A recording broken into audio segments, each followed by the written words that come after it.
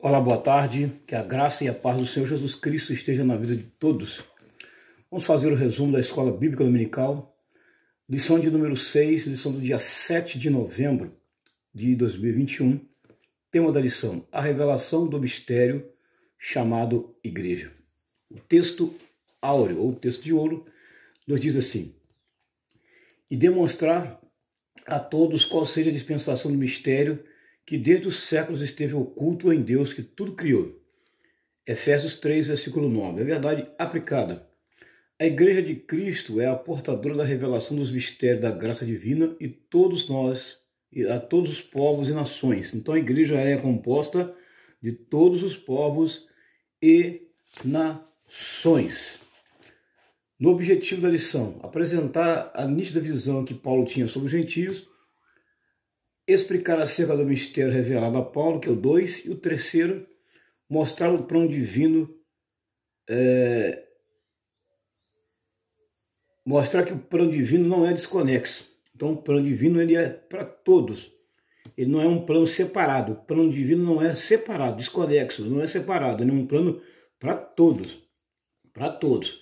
Se você for analisar bem na Romanos capítulo 1, versículo de 16, Paulo fala lá.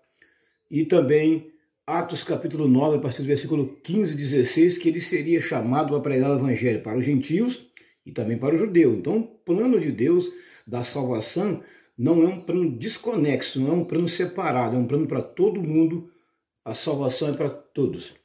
O texto de referência está em Efésios capítulo 3, verso 3 até o versículo 11. Os louvores sugeridos aqui, 169, 188 e 291. E o nosso motivo de oração diz assim: ore para que os irmãos em Cristo não desanimem na fé. Orem para que os irmãos em Cristo não desanimem na fé. É o que nós estamos fazendo em todos os nossos cultos, orando para que os irmãos não se desanimem na fé. A introdução: em Jesus Cristo, judeus e gentios se tornaram um só povo. Não tem diferença não. Não tem divisão, não existe separação. É um povo só. A Bíblia diz que haverá um só povo, um só rebanho, uma só fé e um só pastor. Essa divisão aqui na terra, ela existe, tá? Igreja tal, igreja tal, igreja tal. Mas no céu não vai ter isso aí. Todo mundo vai estar junto, tá? Não vai haver separação. Agora Paulo fala acerca do mistério que esteve oculto em Deus durante os séculos, a igreja. Então o mistério estava oculto. Eu anotei aqui. Primeiro, mistério oculto, mistério revelado esteve com Deus. Quem foi o responsável por revelar esse mistério? Jesus. Mas ele esteve escondido com Deus. Deus tinha um plano para toda a humanidade. Realizado por Cristo, dando sequências que foram chamadas. Igreja. O termo igreja aqui está anotado aqui, ó. O termo igreja significa assembleia daqueles que foram chamados, né? Essa definição ela vem do grego. A palavra igreja aparece pela primeira vez em Mateus 16, versículo 18, onde está escrito: e sobre esta pedra edificarei a minha igreja. Lembra que Jesus falou com Pedro? Pedro, tu és pedra, e sobre esta pedra edificarei a minha igreja, e as portas do inferno não prevalecerão sobre ela. Ela vem do grego, que significa eclésia. Eclésia, a palavra eclésia. Então, a palavra igreja no grego é eclésia. É formada de dois radicais gregos: ek, que significa para fora, e clésia, que significa chamados. Portanto, é a Assembleia dos Santos chamado para fora, do chamado para fora do mundo. Entendeu agora o termo, significado da palavra igreja? Igreja. Muito bem. E tem aqui agora o tópico 1, ou subsídio 1, onde vai falar exatamente da revelação. Da revelação. Paulo, ele diz aqui no preâmbulo aqui, o comentarista fala que Paulo ele era mordomo e também ele era o quê? Despenseiro. Ele era mordomo e dispenseiro. A palavra dispensa ou dispensação ela significa oiko, que significa casa, vem no grego, e nemo, que significa distribuir, repartir. Então esse é o significado da palavra dispenseiro. Dispenseiro. Muito bem. Então Paulo diz aqui que ele era mordomo e dispenseiro de quê? Ele era mordomo e dispenseiro de quê? De que ele cuidava? E de que ele distribuía? A graça. Ele era o dispenseiro da graça. O dispenseiro da graça. O responsável por levar a mensagem da palavra. Tanto é que Atos 9, 15, 16, diz que ele levaria a mensagem da palavra aos gentios e também judeus. Não somente gentio, não. Judeu, não somente judeu, não, gentio também. Então ele ia pregar para os dois povos. Ele ia levar a graça de Deus para todos os povos. Paulo ia ser o transmissor da graça para todos os povos, tá? Não tem distinção de classe, não. Ele esclarece como esse mistério foi revelado e como foi comissionado a tornar conhecido a todos, tá? Aí lá o tópico 1.1, ele começa a sua carta lá no subsídio, lá dizendo: Paulo, o prisioneiro. O prisioneiro. Tudo ele se intitula como prisioneiro de Cristo, declarando sua plena confiança em Deus. Ele tinha plenas convicções que não somente havia recebido a revelação do mistério, mas também havia sido comissionado a difundi-lo entre os gentios. Ele aqui praticamente está fazendo a sua autodefesa. A sua autodefesa, que ele tinha certeza em quem? Ele tinha certeza do chamado dele. Ele tinha certeza de que Deus chamou ele para ser o transmissor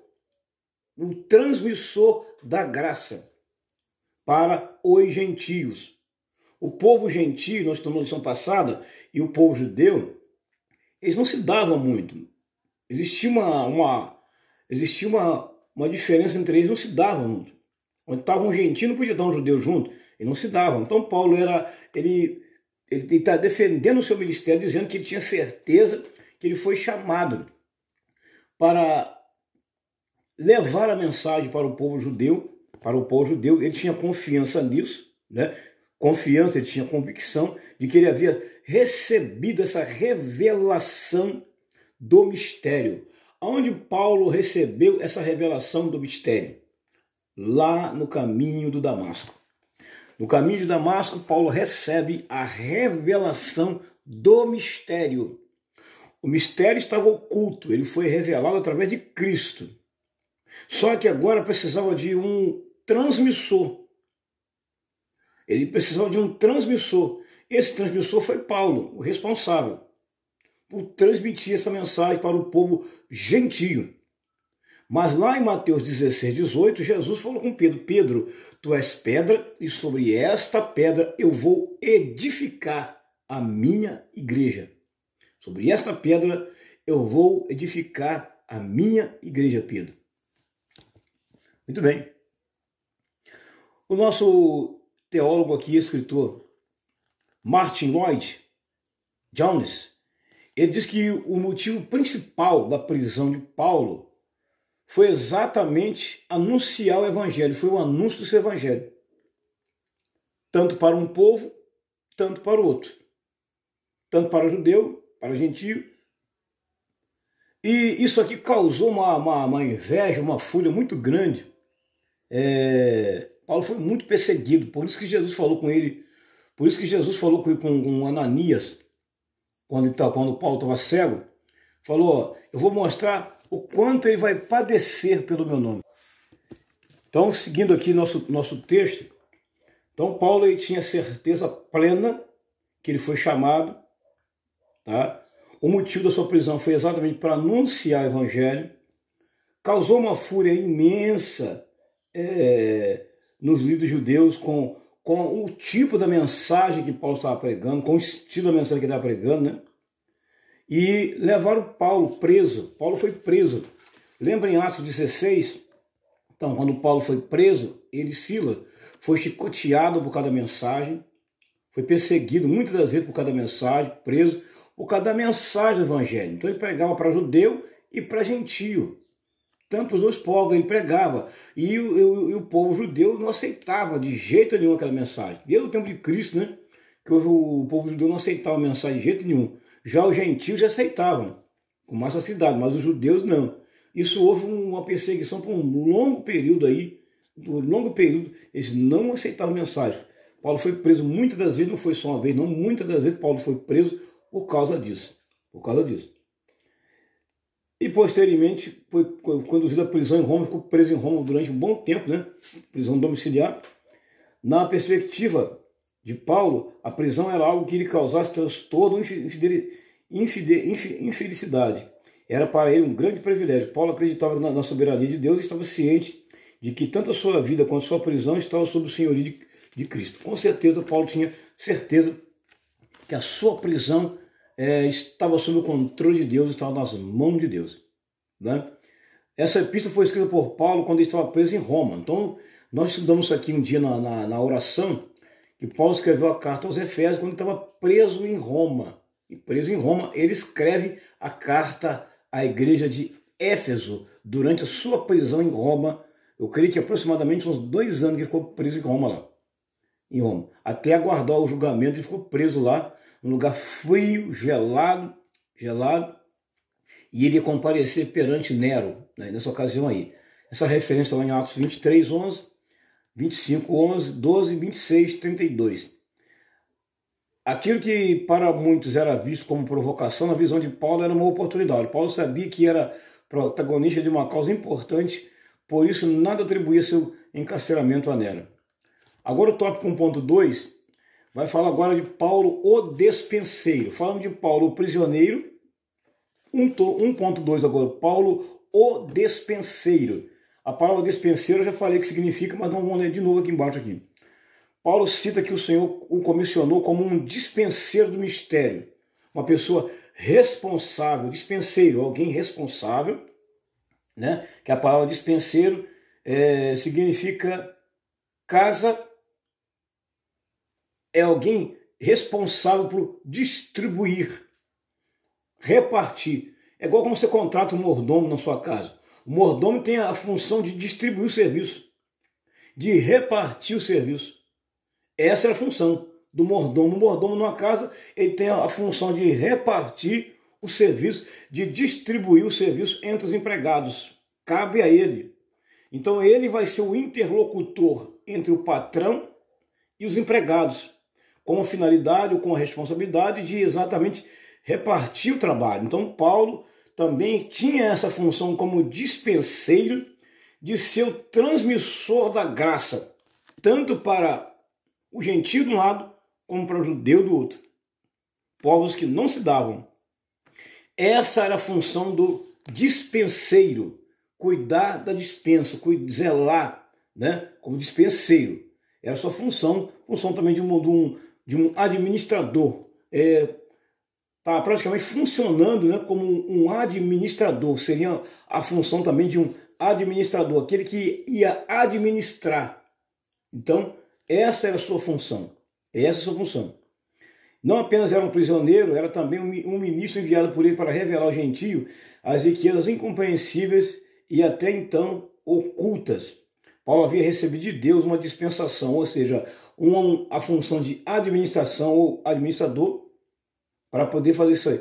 Isso indica a administração da casa, ter a chave do cofre ou ofício de que alguém administrava. Como administrador, Paulo deveria revelar o propósito da graça de Deus a todos os homens indistintamente. O propósito da graça de Deus era salvar todo mundo. Tito capítulo 2, versículo 11 diz que a graça se manifestou a todos os homens. Se manifestou trazendo salvação a todos os homens. Então Paulo, como o administrador da dispensa de Deus, ele tinha uma função muito importante na sua mão, como o administrador da casa do patrão tem. Distribuir, repartir, a responsabilidade partia dele. Então Paulo tinha essa responsabilidade. Para isso ele foi chamado para lidar com 2 tipos de povos, gentios e judeus. E não era fácil Paulo sofria muita perseguição e as perseguições eram por parte dos judeus, principalmente quando ele se converte ao cristianismo, aí a perseguição para cima dele dobrou mais ainda. Ele foi mais perseguido ainda por conta disso. Tá? Como libertador, ele deveria revelar o propósito da graça. Então sua função era revelar o mistério, revelar o propósito da graça. Né? O mistério havia sido revelado, estava oculto. Então ele ia revelar o propósito. Para que a graça serve? Para que a graça serve? A palavra graça significa favor imerecido, algo que nós não merecíamos. A mordomia de Paulo consistia em que pudesse ir ao gentio com as boas salvações em Cristo. E também com a mensagem de que a partir de então, judeus e gentios eram um em Cristo. Não bastava a Paulo apenas ganhá-los para Cristo ou abrir novas congregações locais. Ele deveria ensiná-los acerca dos privilégios que a graça lhes otorgava e da maravilhosa posição que receberam como membro do corpo de Cristo, onde, em pé de igualdade com os judeus, se tornariam co-herdeiros de um mesmo corpo e participantes da mesma promessa. Não tinha diferença não. A promessa era igual para dois. Agora, 1:3, que é resumo, né? A outra função sua, embaixador. Embaixador, ele era embaixador. Os judeus, como dito anteriormente, viam os gentios como incapazes e indignos. Isso aí nós falamos na lição passada, que os judeus tinham o povo gentio como incapazes e indignos. Lembra que eu falei da mulher samaritana? Se ela estivesse num poço tirando água, um judeu não podia se aproximar de jeito nenhum. Não podia se aproximar de jeito nenhum. Se tivesse uma samaritana ou um samaritano pegando água, não podia se aproximar de jeito nenhum. Então, Paulo, ele tinha essa função aí de ter que lidar com esses dois tipos de pessoas aí. E não era fácil, tá? Não era fácil lidar com essa gente, não. Era muito difícil lidar com esse pessoal. Era muito difícil. Difícil mesmo. E só pela graça de Deus. Então aqui, ó. Em hipótese alguma, na visão deles, os gentios eram merecedores da glória e da graça. Quer dizer, os judeus achavam que os gentios não mereciam a graça e muito menos a glória. Achavam que só eles eram merecedores. Mas Deus deu esse privilégio a todos. Mas Deus deu esse privilégio a todos, não somente a um. A função do embaixador é alguém com um grau mais elevado que representa diplomaticamente um estado junto ao outro. Por exemplo, o Brasil, ele tem um embaixador lá nos Estados Unidos. Embaixador do Brasil nos Estados Unidos. Ele é o representante do Brasil nos Estados Unidos. Né? Os Estados Unidos têm um embaixador no Brasil, ou seja, ele é o representante dos Estados Unidos no Brasil. Ele que representa. Então essa é a função do embaixador. Ser o representante de uma nação junto com a outra nação. Então o Brasil, ele tem funcionário diplomático do grau mais elevado que representa diplomaticamente um país junto a outro estado ou um órgão internacional. Isso é a função do embaixador. Ele funciona como um delegado, o sinônimo da palavra embaixador. Delegado, emissário, legado, mensageiro. Esse é o significado. Então Paulo tinha esses atributos aí. Como embaixador, ele era o representante legal de quem? De Deus.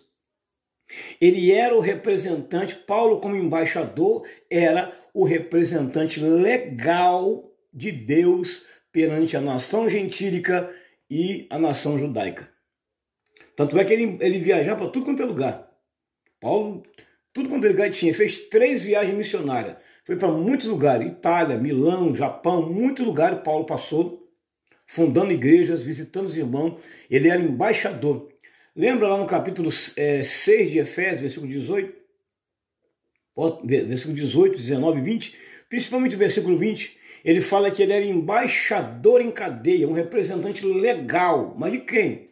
Ele não estava representando nenhum rei, ele não estava representando nenhum governador, nenhum presidente, mas ele era embaixador de Cristo, responsável para transmitir a sua mensagem tanto para uma nação como para outra. Mas ele recebeu esse legado de quem? Do próprio Deus.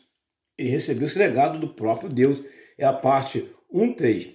Desde o início da vida cristã do apóstolo, Deus deixou claro que ele havia se chamado para levar o evangelho a gentio. Olha aí, Atos 9:15, não falei a referência aqui, ó, 15, Atos 26, 13, 18, e Paulo permaneceu fiel a esse chamado. Paulo jamais olhou para a vida a partir de uma perspectiva puramente humana.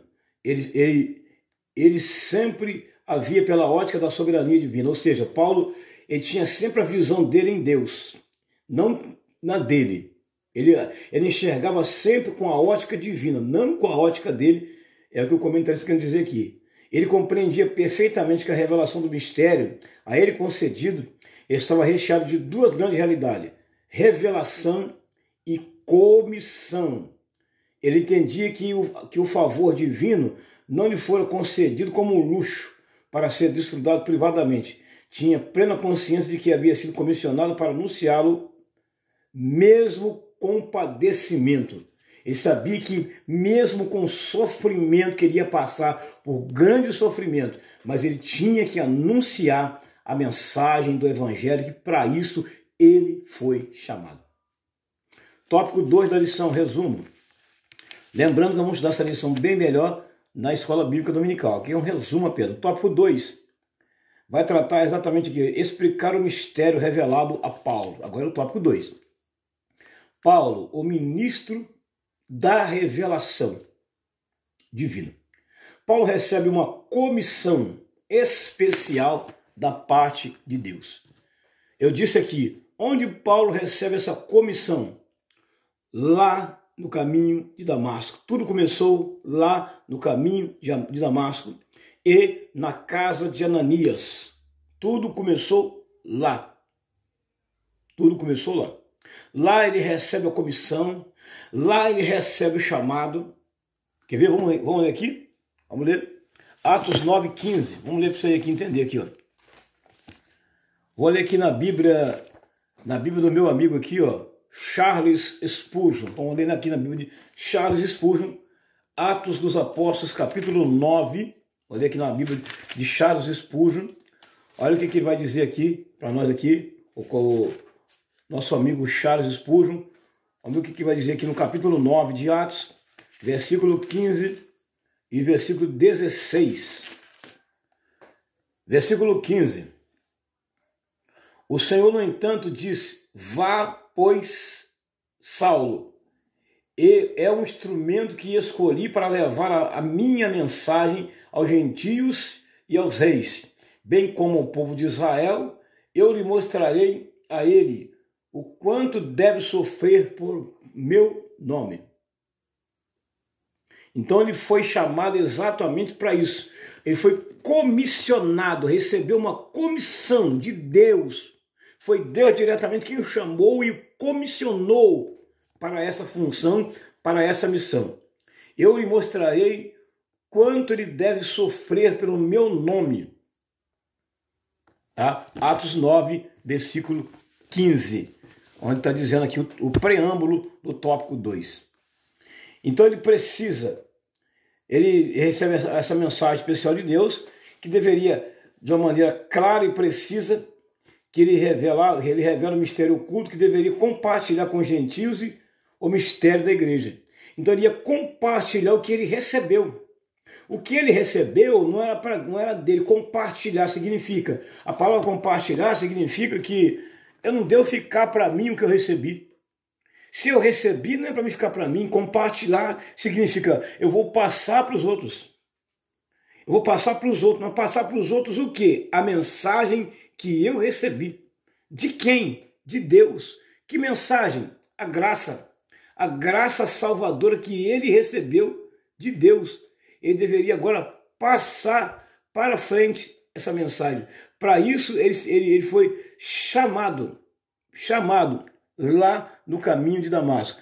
Efésios capítulo 2, capítulo 3 de Efésios, versículo 8, até o versículo 10. Depois você dá uma lida na sua Bíblia lá, você vai entender muito bem essa palavra aí.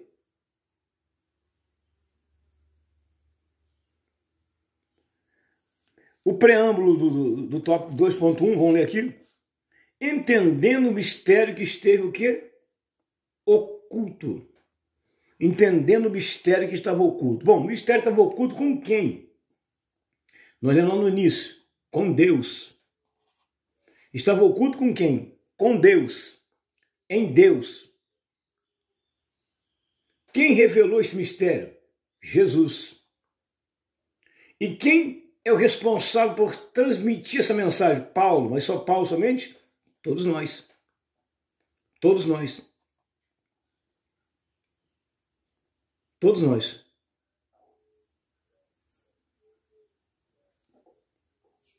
Por 3 vezes nesse parágrafo, Paulo faz uso da palavra mistério. Essa palavra no grego não possui o mesmo significado do nosso português.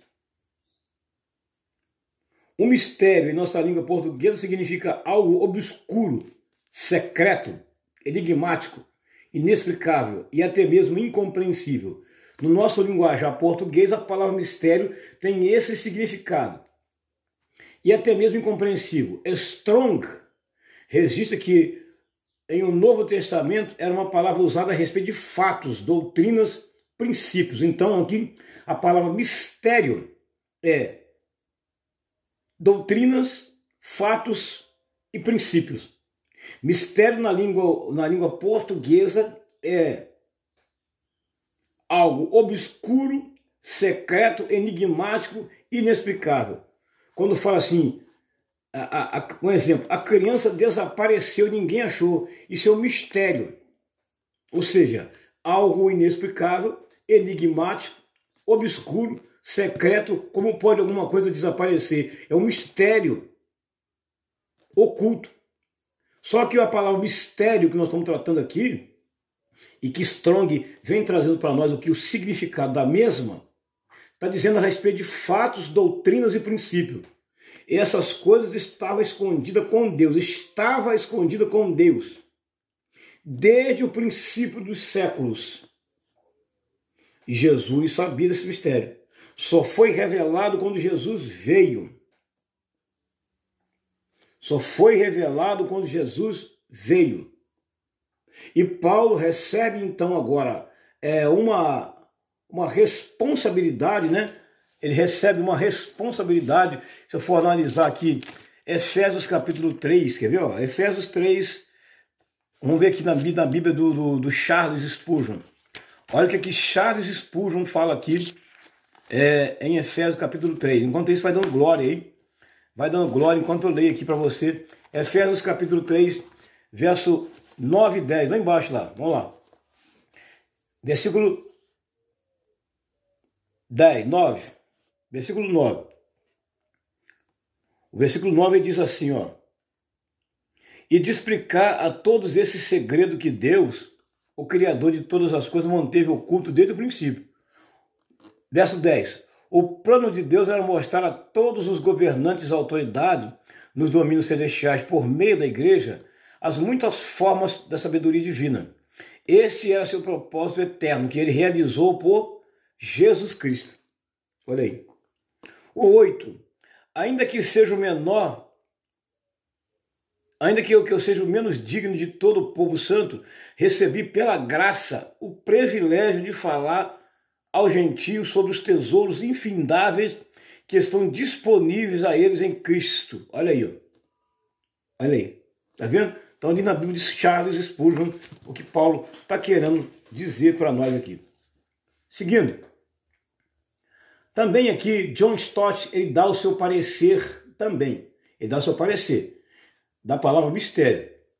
Deus não reserva seus mistérios para uma elite espiritual. Ele não reserva seus mistérios para uma elite espiritual. Essas verdades que, mesmo estando além da compreensão humana, foram reveladas por Deus e permanecem abertamente a toda a igreja. Olha aí. Ele revelou para toda a igreja. Ela não está separada a um determinado grupo, mas é para todos, né? Não está reservado ao seu mistério a uma elite espiritual, mas a todo mundo. Foi revelado por Deus e permanece pertence a toda a igreja. Para o apóstolo, o mistério era um segredo que esteve oculto, mas agora desvendado. Ou seja, o mistério estava oculto, ele foi desvendado. No português, há mistérios que ainda não foi desvendado. Por exemplo, vou citar um bem popular. A morte de Elisa Samúdio. É um mistério. É um mistério. Ele não foi desvendado. Não acharam seu corpo, não acharam seus ossos. Sabe-se que houve culpados, mas ele não foi desvendado totalmente. Então ele permanece uma incógnita. Mas o de Deus não. Os mistérios de Deus não permanecem uma incógnita. Sabe por quê? Eles já foram revelados. Já foram revelados. Tópico 2.2.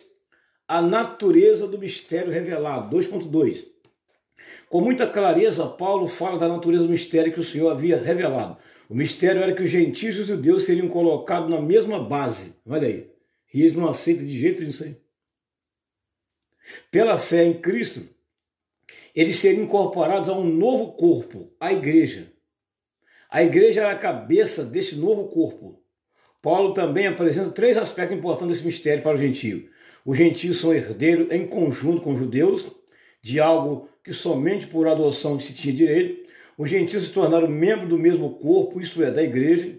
Eles também eram participantes da mesma promessa, através de Jesus Cristo, que isso aconteceu através da pregação do Evangelho, ou seja, participaram do benefício da promessa de Jesus quando crescem, ao ouvirem a pregação do Evangelho. Romanos 9, 24 até o 26. Tópico 2.3, resumo. A humildade e seriedade de Paulo diante do mistério. Paulo revela alguma coisa importante sobre sua comissão. Ele fala que foi ministro segundo o dom da graça, ou seja, ele foi chamado pela graça. Ele continua defendendo seu ministério, que foi chamado pela graça, né? Pelo dom da graça que ele foi chamado. Ou seja, ele recebeu um chamado, não saiu por conta própria, mas também não estava falando o que ouviu ou aprendeu com os outros. Ele está falando das coisas que o próprio Deus lhe revelou e o enviou a dizer. Ou seja, ele recebeu de Deus, não foi de ninguém que ele recebeu. Ele recebeu a comissão do próprio Deus no caminho de Damasco, por volta das 12 horas. Quando ele seguia para Damasco a aprender, ele recebeu do próprio Deus. Ele ouviu da boca do próprio Deus o que ele teria que fazer. O que ele teria que fazer. Não saiu por conta própria. Não. Também não falou aquilo que ele ouviu ou aprendeu com os outros. Não. Deus lhe revelou e enviou dizer. Dessa forma, o apóstolo deixa bem claro para os destinatários da carta, tanto sua autoridade tanto como enviado, quando a maneira pela qual ele recebeu o conhecimento e a origem da promessa. Ele considerava a si mesmo como o ministro de todos, reconhecia o grande privilégio de ser o portador de uma tão poderosa revelação. Tópico 3, resumo aqui da última parte, lembrando que é só um resumo, né? O conteúdo melhor vamos estudar na Escola Bíblica Dominical. A terceira, que é exatamente o terceiro objetivo, mostrar que o plano divino não é desconexo. O mistério revelado, as riquezas do mistério revelado. A mensagem de Paulo era de boas novas grandiosas para o gentio. Consistia nas insondáveis riquezas de Cristo. As riquezas de Cristo possuem em si mesmo e que o outorga àqueles que vêm a ele. Ou seja, Deus tem uma riqueza para todos aqueles que vêm a ele. É o que está querendo dizer aqui. 3.1. O mistério revelado no Novo Testamento. Desde o princípio, os gentios fazem parte do plano de Deus. Isso é notório que desde o princípio Deus não deixou de fora a nação gentílica. Jamais Deus ia deixar alguém de fora do plano da salvação. Jamais. Deus não é tão injusto ao ponto de deixar alguém de fora do plano da salvação. Desde o início, então, ele deixa bem claro, bem notório, que o povo gentio tinha direito também à salvação, fazia parte do seu plano. E Paulo era exatamente esse emissário que ia funcionar, ia trabalhar com essa função de trazer esse povo de volta para Deus, trazer esse povo para Deus e pregar a mensagem da palavra para esse povo também. Era o instrumento para o Senhor para revelar à igreja de Éfeso a participação plena do gentio na salvação efetuada na cruz. Sua grande preocupação era desfazer o falso ensinamento que havia disseminado por alguns judeus convertidos, como encontramos em Atos 15, 1, 5, Gálatas 5, 1, 4. Alguns judeus afirmavam que para poder fazer parte da herança prometida era necessário submeter-se ao cumprimento de alguns ritos e cerimônias estritamente judaicas. Isso aqui houve uma confusão muito grande. Por isso, eles convocaram os discípulos, apóstolos, para uma convenção em Jerusalém. Por quê? Estava havendo um discernimento terrível aí entre um povo e outro. Então, foi necessário chamar todo mundo para uma convenção geral em Jerusalém e acabar de uma vez com toda com essa polêmica aqui. De que um gentio não podia fazer isso, que um gentio não podia estar ali, que um gentio não podia ser salvo. Acabaram com isso aí na reunião que teve em Jerusalém, em Atos capítulo 15. Lê todo o capítulo 15 de Atos, e você vai entender bem melhor do que eu estou falando aqui. Todavia Deus revelou a Paulo que a graça era suficiente e que esses ritos judaicos não tinham validade alguma no novo pacto. Esses ritos judaicos só serviam lá atrás no Velho Testamento. No Novo Testamento não. Por quê? No Velho Testamento era lei. No Novo Testamento, a graça. E quem é maior, a lei ou a graça? A graça é maior. Portanto, Jesus quando veio, ele falou bem claro assim, ó, os mandamentos são 10. Jesus falou, ó, mas eu vou dar o 11º. O 11º mandamento é esse, que vocês ameis uns aos outros. Era o 11º mandamento. Então Jesus trouxe a graça. Lembra lá, no Monte da Transfiguração, Monte Hermon, se eu não me engano, Monte Hermon, onde Jesus foi transfigurado diante de Pedro e mais alguns discípulos, e apareceu lá dois personagens, Moisés e Elias. Apareceu Moisés e Elias, o representante da lei, o representante dos profetas, que era Elias, e o representante da graça, que era Jesus. Eram os três. E aqui, quando ele está falando de sacrifícios que já foram abolidos, lá atrás, se a gente for ver lá atrás, alguns sacrifícios que foram abolidos não se deve fazer mais hoje, como tirar sangue de bode para oferecer como oferenda. Não se usa fazer mais isso, por quê? Porque o sangue do cordeiro, um cordeiro sem mancha, sem defeito, já fez isso. Então não é necessário matar a galinha, matar o porco, tirar o sangue dele e passar na testa, passar na parede para se proteger. Não, porque o sangue de Jesus Cristo já fez tudo isso. Ele aboliu aquele sacrifício judaico lá de trás. Ele aboliu aquele pacto lá de trás. Ele trouxe um novo pacto, uma nova aliança que acabou com aquilo. Então não existe mais. É o que Paulo agora teria que explicar para o povo judeu. E olha que é difícil esse povo entender. Não era fácil. Era com base nos méritos de Cristo que os gentios passaram a desfrutar de todas as bênçãos divinas. 3.2, que é a última, o propósito pré-estabelecido por Deus. No entendimento de muitas pessoas, os gentios entraram em cena porque os judeus recusaram Jesus e seu evangelho. Na verdade se você for olhar lá, capítulo 1 de João, diz bem claro, veio para que os seus, e os seus não o receberam, mas a todos quanto receberam, deu-lhes o direito de serem chamados filhos de Deus, aos que crerem no seu nome. Então essa base aqui tem fundamento, porque com a rejeição de um, passou o direito para outro, mas Deus não rejeitou o outro por causa disso. E eles vão ser unificados no final. Mas Paulo nos lembra aqui que a salvação dos judeus, dos gentios, nossa própria salvação, não é uma ocorrência tardia de Deus. Não é algo que Deus aceitou como um bem secundário, porque os judeus rechaçaram sua mensagem de convite. Atrair todos os homens ao seu amor era parte do desígnio eterno de Deus, ou seja, rejeitados ou não, recusados ou não, o plano de Deus era para todos. O plano da salvação de Deus é para todos. É para todos. Deus monta um plano de salvação, não monta só para um povo, não. Não existe esse negócio, não. É para todo mundo. Todo mundo tem direito à salvação. Todo mundo tem direito a se salvar-se. É o tópico 3.2, tá? Que é resumo. A última aqui, 3.3, as riquezas insondáveis de Cristo. Paulo fala de coisas que estão em Cristo. Para quem? Paulo já tinha feito uso da expressão riquezas, que é Efésios 1:7, depois 1:8 e 2:7. Mas agora no 3:8, ele acrescenta um adjetivo, incompreensíveis. No grego, anexiaston, ou insondáveis. John Stott diz que significa literalmente cuja pista não pode ser achada, indicando tratar-se de algo que não é possível se obter mediante esforço humano. Ou seja, essas riquezas aqui não é possível alcançá-la por esforços humanos. Não.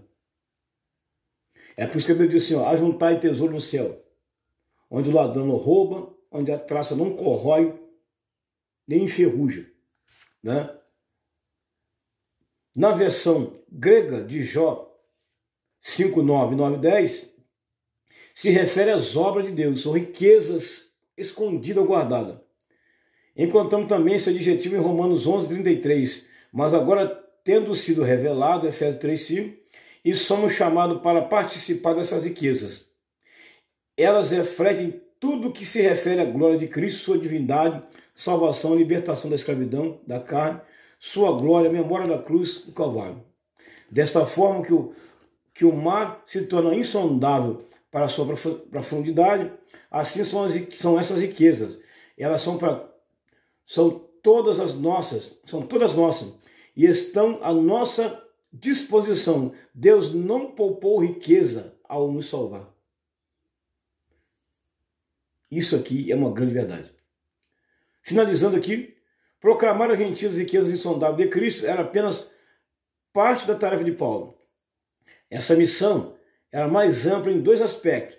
Estava relacionado não apenas aos gentios, mas também a todos os homens. Estava relacionado não apenas à proclamação do Evangelho, mas à iluminação dos olhos dos homens, para que pudessem ver como esse Evangelho, aceito pela fé, operaria no coração de todos os homens. O Evangelho é tanta verdade da parte de Deus, quanto as riquezas para a humanidade. Conclusão final, e aí eu termino. Ao expor todo o mistério que lhe fora revelado e anunciar as riquezas insondáveis de Cristo, Paulo apresenta um intenso rogo para que os seus amigos não desanimem. Que exemplo admirável e motivador. Portanto, eu fiz aqui o resumo da Escola Bíblica Dominical, tá? É coisa rápida, não dá nem para a gente falar muito. O estudo melhor e mais ampliado nós vamos estudar na Escola Bíblica Dominical, né? Na Bíblia Dominical, nós estaremos estudando, então, de uma forma mais ampla, aí, que vai ser o primeiro domingo de novembro. Primeiro domingo de novembro, estaremos estudando melhor. Mas até lá, que você possa aí se inscrever no meu canal, compartilhar, deixar o seu like, tá? Deixa o seu like, deixa o seu link, para que eu possa visitar o seu canal, seu cantinho, tá? Que Deus abençoe a todos, em nome de Jesus.